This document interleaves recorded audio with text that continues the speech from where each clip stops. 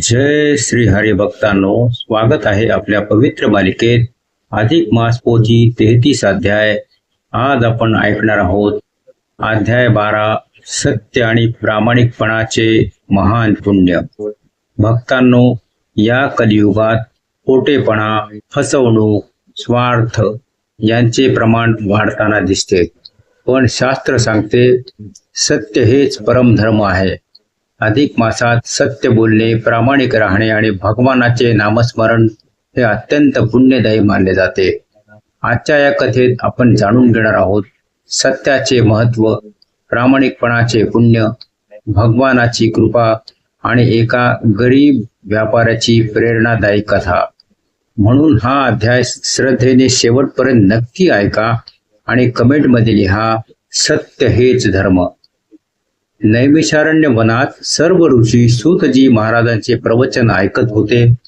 तेव्हा एक ऋषी म्हणाले, हे सूतजी महाराज, सत्य आणि प्रामाणिकपणा इतका महत्वाचा का मानला जातो? सूतजी महाराज म्हणाले, हे ऋषीवर्य, जो मनुष्य सत्याचा मार्ग स्वीकारतो त्याच्यावर भगवानाची कृपा सदैव राहते. ते पुढे म्हणाले, खोटेपणाने थोडा फायदा मिळेल, पण सत्य शेवटी विजय मिळवतेच.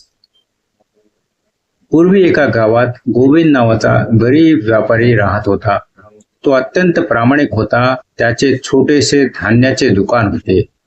लोक म्हणत असत, गोविंद कधीही खोटे बोलत नाही. पण त्याच्या प्रामाणिकपणामुळे तो फार श्रीमंत नव्हता. व्यापार कमी चालत होता. कारण इतर व्यापारी कमी वजन देत जास्त पैसे घेत लोकांना फसवत असत. काही दिवसांनी पवित्र अधिक मास सुरू झाला. गावातील मंदिरात संतांचे प्रवचन सुरू झाले. संत म्हणाले, अधिक मासात केलेले सत्यपालन अत्यंत पुण्यदायी असते. हे शब्द गोविंदच्या मनात उतरले. तो म्हणाला, कितीही अडचणी आल्या तरी मी सत्याचा मार्ग सोडणार नाही. एक दिवस एक श्रीमंत जमीनदार गोविंदच्या दुकानात आला. त्याने भरपूर धान्य खरेदी केले. चुकून त्याची जास्त पैशाची पिशवी दुकानात विसरली. त्या पिशवीत सोन्याची नाणी आणि भरपूर पैसे होते. गोविंद समोर मोठी परीक्षा होती. त्याच्या घरात गरिबी होती, अडचणी होत्या. जर त्याने ती पिशवी ठेवली असती तर त्याचे आयुष्य बदलले असते. क्षणभर तो विचारात पडला, पण लगेच म्हणाला, हे धन माझे नाही. दुसरे दिवशी गोविंद स्वतः जमीनदाराच्या घरी गेला. त्याने नम्रपणे पिशवी परत केली. जमीनदार आश्चर्यचकित झाला. तो म्हणाला, आजच्या काळात असा प्रामाणिक माणूस पाहायला मिळणे कठीण आहे. गावातील लोकही थक्क झाले. त्या रात्री गोविंद मंदिरात गेला. तो भगवानांसमोर शांतपणे बसला होता. अचानक मंदिरात दिव्य प्रकाश निर्माण झाला. त्याला अंतःकरणात आवाज ऐकू आला, हे भक्ता, तुझ्या सत्य आणि प्रामाणिकपणामुळे मी अत्यंत प्रसन्न झालो आहे. गोविंदच्या डोळ्यात आनंदाश्रू आले. त्या दिवसानंतर गावातील लोकांचा त्याच्यावर विश्वास वाढला. हळूहळू त्याचा व्यापार वाढला. घरातील अडचणी कमी झाल्या. मन शांत झाले. लोक म्हणू लागले, सत्याचा मार्ग कठीण असतो, पण शेवटी विजय सत्याचाच होतो. संत म्हणाले, सत्य बोलणारा मनुष्य भगवानाला अत्यंत प्रिय असतो. ते पुढे म्हणाले, अधिक मासात सत्य, प्रामाणिकपणा आणि भक्ती यांचे पालन केल्यास भगवानाची विशेष कृपा मिळते. भक्तांनो, सत्य म्हणजे आत्मविश्वास, शुद्ध मन आणि भगवानाशी जोडणारा मार्ग. खोटेपणा काही काळ टिकतो, पण सत्य, प्रामाणिकपणा आणि चांगुलपणा हे कायम लक्षात राहतात. या पवित्र महिन्यात खोटे बोलणे टाळा. व्यवहारात प्रामाणिक राहा. गरिबांना मदत करा. भगवानाचे नामस्मरण करा. गोविंदच्या प्रामाणिकपणामुळे त्याच्या मुलांवरही चांगले संस्कार झाले. पूर्वी गावातील काही व्यापारी कमी वजन देत लोकांना फसवत, पण आता योग्य व्यवहार, प्रामाणिकपणा आणि विश्वास यांना महत्त्व मिळू लागले. एके दिवशी गावातील वृद्ध संत गोविंदच्या दुकानात आले. त्यांनी शांतपणे विचारले, तुला कधी वाटले नाही का की ती पैशांची पिशवी स्वतःकडे ठेवावी? गोविंद हसून म्हणाला, क्षणभर मोह झाला होता, पण भगवान सर्व पाहत असतात. हे ऐकून संत आनंदाने म्हणाले, यालाच खरी भक्ती म्हणतात. हळूहळू संपूर्ण गावात बदल घडू लागला. लोक प्रामाणिक व्यवहार करू लागले, गरिबांना मदत करू लागले, मंदिरात जाऊ लागले. गावातील वातावरण शांत, आनंदी आणि भक्तिमय झाले. एका रात्री गोविंदला स्वप्नात भगवान विष्णूंचे दर्शन झाले. भगवान स्मित हास्य करत म्हणाले, हे भक्ता, तुझ्या सत्यनिष्ठेमुळे तुझे जीवन पवित्र झाले आहे. भगवान पुढे म्हणाले, जो सत्याचा मार्ग स्वीकारतो त्याच्यावर माझी कृपा सदैव राहते. गोविंद आनंदाने भगवानांच्या चरणी नतमस्तक झाला. भक्तांनो, अधिक मास आपल्याला शिकवतो, सत्य बोला, प्रामाणिक राहा आणि भगवानावर विश्वास ठेवा.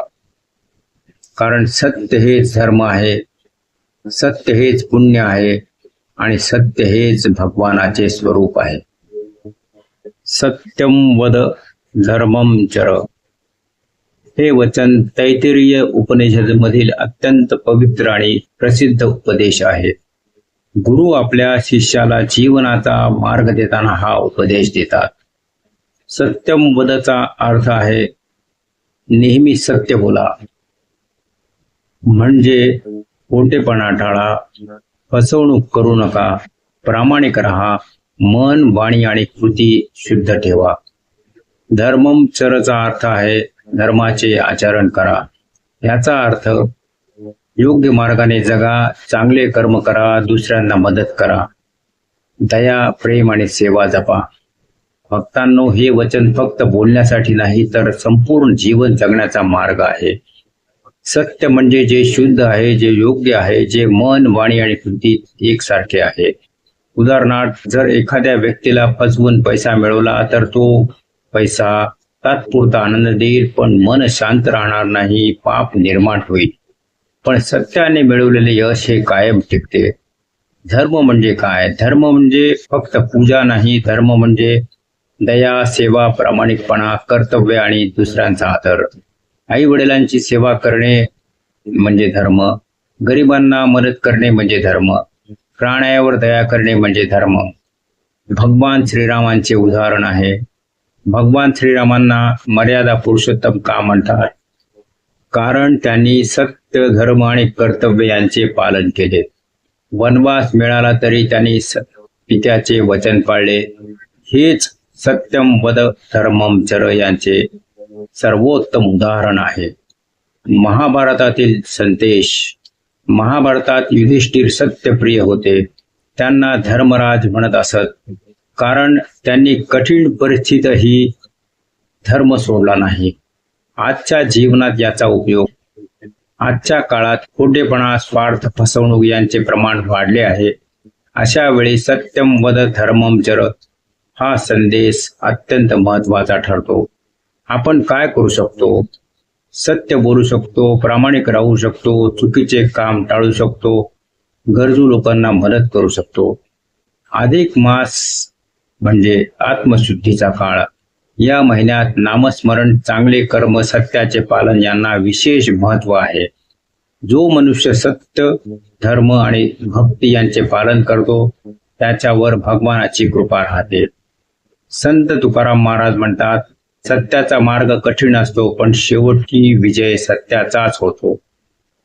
भक्तांनो, जीवनात पैसा, संपत्ती, यश हे महत्वाचे आहे, पण सत्य, धर्म आणि चांगुलपणा यांच्याशिवाय जीवन अपूर्ण आहे.